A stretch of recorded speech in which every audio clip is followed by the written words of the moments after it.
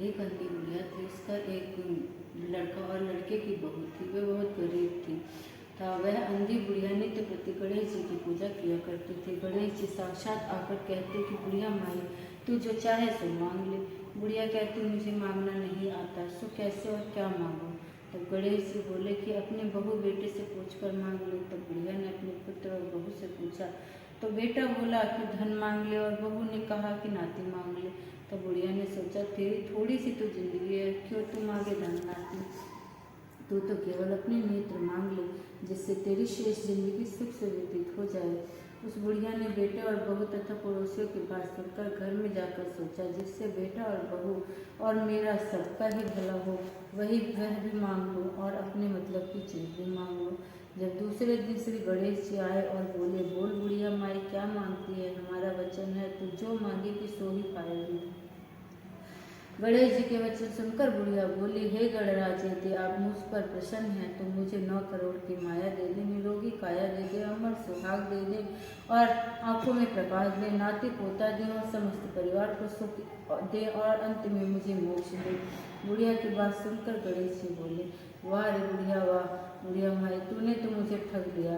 खैर, जो कुछ तूने मांग लिया वह सब कुछ तुझे मिलेगा। यूँ कहकर गणेश जी अंतर ध्यान हो गए। हे गणेश जी महाराज, जैसे बुढ़िया माँ को आपको मांगे अनुसार आपने सब कुछ दिया, वैसे ही सबको देना और हमको भी देना। तेरी कृपा हम पे बनी रहे। जय हो गणेश महाराज। अहोई आठे। यह व्रत कार्तिक लगते ही अष्टमी को किया जाता है। जिस वार को दिवाली होती है, अहोई आठी भी उसी वार को पड़ती है। इस व्रत को वे स्त्रियां करती हैं जिनकी संतान होती है। बच्चों की माँ दिन भर व्रत रखें, सायकाल को अष्टकोष्ठक को अहोई की पुतली रंग भरकर बनाए, उसी पुतली के पास सही और सही के बच्चे के चित्र भी बनाए या मानस बुक से छपवाए। अहोई आठे का चित्र मंगाकर दीवार पर लगा दें और उसका पूजन सूर्यास्त के पश्चात तारों के निकलने पर करें। परंतु अहोई माता का पूजन करने से पहले पृथ्वी को पवित्र करके चौक पोड़कर और एक लोटे में जल भरकर पटरे पर कलश के रूप में रखकर पूजन करें। तत्पश्चात अहोई माता की कहानी सुने। पूजा के लिए चांदी की अहोई स्याऊ बनवाएं, इसमें चांदी की 2 मणि डलवाएं, जिन्हें दाने या मोती भी कहते हैं। जिस प्रकार हार में पैंडल लगा होता है, उसी प्रकार अहोई यानी स्याऊ माता और दाने डलवाएं। फिर अहोई माता की रोली, चावल, दूध व भात से पूजा करें और जल से भरे लोटे पर सतिया बना ले। एक कटोरी में हलवा तथा रुपया का बायना निकाल कर रख लें। 7 दाने गेहूं के हाथ में लेकर गले में अहोई स्याऊ को डालकर अहोई माता की कहानी सुने। जो बायना निकाल कर रखा है उसे सासू जी के चरण स्पर्श करके मस्तक झुकाकर आदर पूर्वक उन्हें तत्पश्चात देगी। तत्पश्चात का चंद्रमा को अर्घ देकर भोजन करें। दिवाली के बाद किसी भी शुभ दिन अहोई को गले से उतारकर गुड़ से भोग लगाए और फिर जल के छींटे देकर मस्तक झुकाकर उसे रख दें। जितने पुत्र हो उतनी ही बार तथा जितने बेटे हो का विवाह हो उतनी बार बाद चांदी के 2-2 दाने उसमें डलवाते जाए। ऐसा करने से अहोई देवी प्रसन्न होती है। जय भगवान। अहोई माता, जिस सौभाग्यवती के पुत्र होता है वह पुत्र का विवाह होता है, उसी को अहोई माता का पूजन करना चाहिए। उस दिन एक थाली में 7-7 जगह 4-4 पूड़ियाँ और थोड़ा सिर का हलवा रखे। इसके साथ एक केली साड़ी तथा श्रद्धा 60 रुपये पैसे थाली के चारों ओर फेर कर सम्मान करो। सासू पाव रखकर देवी सासू को रुपये और केली रख लें, बाकी हलवा पूड़ियाँ सबको बांट दें। से ही बायना कहते हैं। अहोई आठी अष्टमी व्रत कथा। प्राचीन काल में किसी नगर में एक साहूकार रहता था। उसके 7 लड़के थे। दीपावली से पहले साहूकार की स्त्री घर की लीपा पोती के लिए मिट्टी लेने को खदान में चल गई और खदान में कुदाल से जब मिट्टी खोदने लगी तो देह योग से उसी ही जगह एक सेह की मांद थी। सहसा उस स्त्री के हाथ से कुदाली सेह के बच्चे को लग गई, जिससे सेह का बच्चा उसी क्षण मर गया। यह हत्या हुई देखकर उस स्त्री को बहुत दुख हुआ, परंतु अब वह कर भी क्या सकती थी। वह स्त्री पश्चाताप करती हुई अपने घर आ गई। कुछ दिन बाद उस स्त्री का लड़का मर गया। फिर दूसरा और तीसरा, अर्थात 1 वर्ष में उसके 7 लड़के मर गए। इस पर वह स्त्री रात दिन अत्यंत दुखी रहने लगी। एक दिन उसने अपने पड़ोस की स्त्रियों से रो रो कर कहा कि मैंने जानबूझकर कोई पाप नहीं किया है। एक बार मैं मिट्टी खोदने खदान को गई थी। जब मिट्टी खोदने लगी सहसा मेरी कुदाली से एक सिंह का बच्चा मर गया था। तभी से 1 वर्ष के भीतर मेरे 7 बच्चे मर गए। यह सुनकर उस स्त्रियों ने धैर्य देते हुए कहा, तुमने तो यह बात अब हमको सबको सुनाकर पश्चाताप किया है, इससे तेरा आधा पाप तो नष्ट हो गया है। सो अब तुम उसी अष्टमी को भगवती की शरण लेकर सिंह और सिंह के बच्चों का चित्र बनाकर उनकी पूजा किया करो और क्षमा याचना करो। ईश्वर की कृपा से तुम्हारे समस्त पाप धुल जाएंगे। तुम्हें पहले की तरह से ही पुत्र की प्राप्ति हो जाएगी। उनकी सबकी बात मानकर उस स्त्री ने कार्तिक मास की कृष्ण पक्ष की अष्टमी को व्रत किया तथा हर साल व्रत व पूजन करती रही।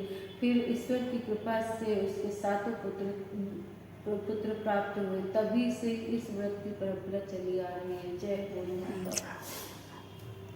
होयाटी की दूसरी कथा। प्राचीन काल में झांसी के समीप दतिया नामक नगर में चंद्रभान नामक साहूकार रहता था। उसकी चंद्रिका बहुत सुंदर, सर्वगुण संपन्न, सती साध्वी, शीलवंती, चरित्रवान तथा बुद्धिमान थी। उसके कई पुत्र व पुत्रियां थी, परंतु वह सब बाल अवस्था में ही मृत्यु को प्राप्त हो गए थे। इस प्रकार संतान के मर जाने से उसे बहुत दुख हुआ। वह बहुत पीड़ा में थी। वह पति व पत्नी नित्य प्रति मन ही मन सोचा करते थे कि हमारे मर जाने के बाद इस अपार धन संपत्ति का अधिकारी कौन होगा। एक दिन उन दोनों ने निश्चय कर लिया कि इस समस्त धन चले गए। जब चलते चलते थक जाते तो कुछ ठहर कर विश्राम करते और फिर चल पड़ते। इस प्रकार चलते चलते वे दोनों प्राणी बद्रिका आश्रम के समीप शीतल कुंड पर जा पहुँचे। वहाँ पहुँचकर उन दोनों ने खान पान आदि सब त्याग दिया और निराहार अपने प्राणों को त्याग देने का निश्चय कर लिया। इसी तरह बिना आहार जल पान के सब 7 दिन व्यतीत कर दिए।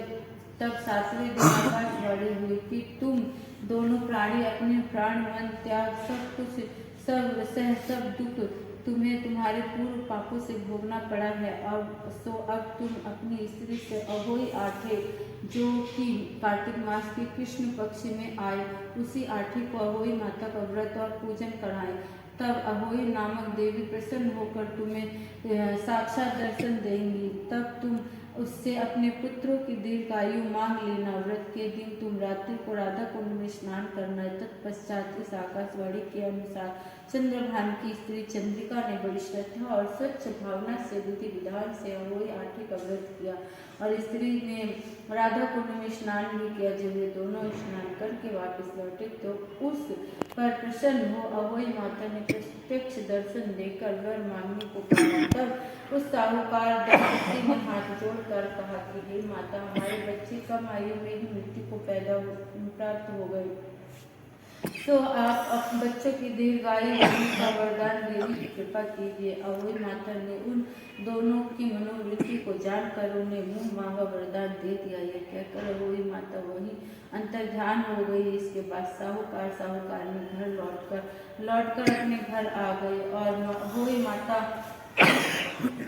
की कृपा से कुछ ही दिन बाद उन्हें पुत्रवान हो गए और गुणवान बुद्धिमान पुत्र पाकर आनंद विभोर हो गए। अहोई माता की कृपा से ही लोग से सुख भोग कर वैकुंठ को चले गए। जय हो। की माँ था। बीका 7 बेटे और उसके 7 बेटों की 7 बहू थी। एक थी बीका की बेटी। वे सभी खंदे माटी टावड़ गई मोटी खोदने में उन 7 बहुओं की नंद ने जी के हाथों से स्याहू के बच्चे मर गए।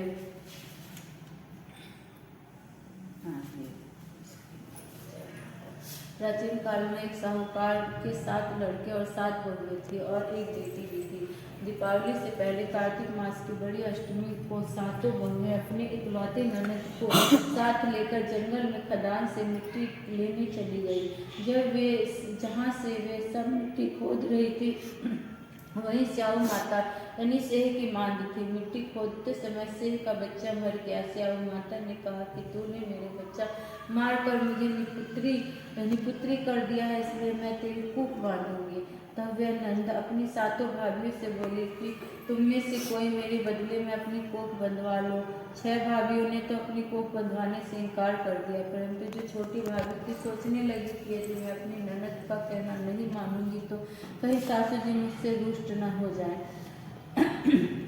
इसी विचार से उसने अपनी ननद के बदले में अपनी कोख बंधवा ली। इससे जब उसके लड़का हुआ तो वह 7वें दिन मर गया। इसी प्रकार उसके 7 लड़के हुए मर गए। तब एक दिन उसने ज्योतिषी को बुलाकर पूछा कि महाराज ये क्या बात है, जो मेरे संतान होती है तो वह 7वें दिन ही मर जाती है, तो इसका क्या कारण है। तब पंडित जी बोले कि देवी तुम सुरही गाय की पूजा किया करो, क्योंकि सुरही गाय ही श्याम माता की भाईली है। जो वे तेरी कोख छोड़े तो तभी तुम्हारा बच्चा जी सकता है। इसके बाद से वह बहू नित्य प्रति प्रातः काल उठकर चुपचाप सुरही गाय के नीचे सफाई करके अनेक प्रकार की सेवा खिदमत करती गई। गौ माता यह देखकर कि साहूकार के बच्चे की बहू नित्य प्रति मेरी बहुत सेवा करती है, गौ माता उससे बोली कि स्याऊ माता तुम्हारी भाईली है और उन्होंने मेरी कोख बांध रखी है, सो आप कृपा करके अपनी भाईली से मेरी कोख खुलवा दो। उस दुखियारी की यह बातें सुनकर गौ माता बोली अच्छा। एक दिन गौ माता उसे साथ ले 7 समुंदर पार अपनी भाईली के पास चली गई। वहाँ बहुत कड़ी पड़ रही थी, सो वे दोनों एक पेड़ के नीचे छाया में बैठ गए। थोड़ी देर में वहाँ एक सांप आया और उसी वृक्ष पर गरुड़ पंखनी ने बच्चे दे रखे थे। वे सर्प उन बच्चों को डसने लगा। तब साहूकार की बहू ने उस सर्प को मार करके ढाल के नीचे और उन बच्चों को बचा दिया। थोड़ी देर में गरुड़ पंखनी आई तो वह खून देखकर साहूकार की बहू को चोंच मारने लगी। तब वह बहू बोली कि मैंने तेरे बच्चों की सर्प से को मारकर रक्षा की और तू मेरी दुश्मन हो गई है। साहूकार की बहू की बात सुनकर गरुड़ पंखनी प्रसन्न होकर बोली तूने मेरे बच्चे बचाए हैं, इसलिए क्या मांगती है मांग।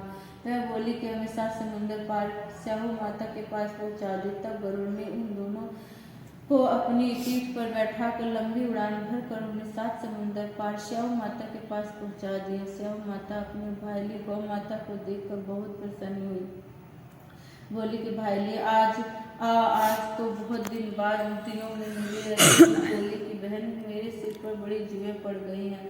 तब सुरही गाय बोली तेरी मेरे साथ मेरी भक्तनी आई है, ये तेरी सभी जुएं निकाल देगी। साहूकारनी ने के स्याहू माता की चुन कर सभी जुएं निकाल दी। स्याहू माता बोली कि तूने आज मुझे बहुत आराम दिया है, इसलिए मैं तुझसे बहुत प्रसन्न हूँ, सो आज जो तू मांग ले मैं तुझे दूंगी। तब साहूकारनी बोली कि वचन दो तो क्या तो मांगू। स्याहू माता बोली अच्छा वचन दिया, कहा कि यदि मैं अपने वचन से फिरूंगी तो धोबी के कुंड में कंकड़ी हो जाऊं। तब साहूकार की बहू बोली कि मेरी कोख को तुम्हारे पास बंधी पड़ी है, सो कृपा करके खोल दो। उसकी यह बात सुनकर स्याहू माता बोली कि तूने तो मुझे ठग लिया रे, मैं तेरी कोख कभी नहीं खोलती, परंतु अब तो खोलनी ही पड़ेगी, क्या पढ़ाई देकर कर दी जो। यह सुनकर जब वह लौट कर घर पहुंची तो वह 7 बेटे और 7 की 7 बहुएं घर बैठे मिली। यह देखकर वह बहुत खुश हुई। तभी उसने 7 कढ़ाई बनाई और 7 उज्जवल किया तथा 7 की कढ़ाई करी। दिवाली के दिन उसकी जेठानियाँ कहने लगी कि जल्दी जल्दी अपनी चौका पूजा कर ले, अन्यथा छोटी बहू बच्चों की याद करके रोने धोने लगेगी। थोड़ी देर में उन्होंने अपने बच्चों से कहा कि चाची के घर जाकर देख के आओ कि आज वे अभी तक क्यों नहीं रोई। बच्चों ने आकर देखा कि चाची तो होई बना रही है, वह तो खूब उजमन कर रही है। सुनते ही उसकी जेठानी दौड़ी उसके घर पहुंच गई। घर जाकर देखा कि तूने अपनी बंधा ली थी, अब स्याहू माता ने मुझ पर कृपा करके मेरी कोख खोल दी है। जिस प्रकार मेरी कोख खोली है उसी प्रकार संसार की सभी नारियों की कोख खोल देना, यही हम सबकी आपसे विनती है। वो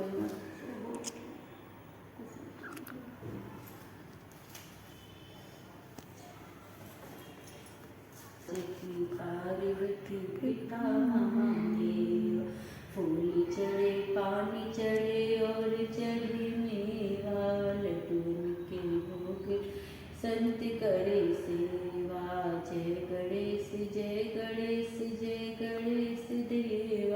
माता जकी पार्वती पिता महादेवा। एक दंत दयावंत चार भुजाधारी, माथे सिंदूर सोहे मूस की सवारी। जय गणेश जय गणेश जय गणेश देवा। माता जकी पार्वती पिता महादेवा। गुलर फूल चढ़े पान चढ़े और चढ़े मेवा, लड्डुओं के भोग लगे संत करे सेवा। जय गणेश जय गणेश जय गणेश देवा। माता जकी पार्वती पिता महादेवा। संत कामना को पूर्ण करो राम बलिहारी, संतन की लाज रखो शंभु सुतवारी। कामना को पूर्ण करो जाम बलिहारी। जय गणेश जय गणेश देवा। माता जकी पार्वती पिता महादेव।